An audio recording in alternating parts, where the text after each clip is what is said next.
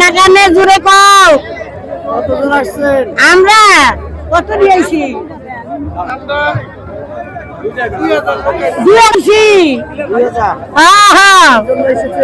আমরা তারেকুর রহমান সাহেব আসবেন তারে শুভেচ্ছা জানাইতে আইছি।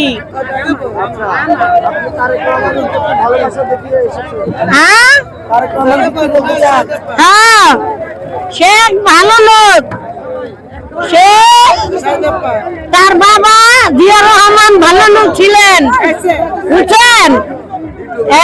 এই কারণে তার একটা ভোট দিব, গণতন্ত্র দেশ একবার দিয়ে দেখি, যদি দেশ ভালো করে তাকে আবার দিব বুঝছেন।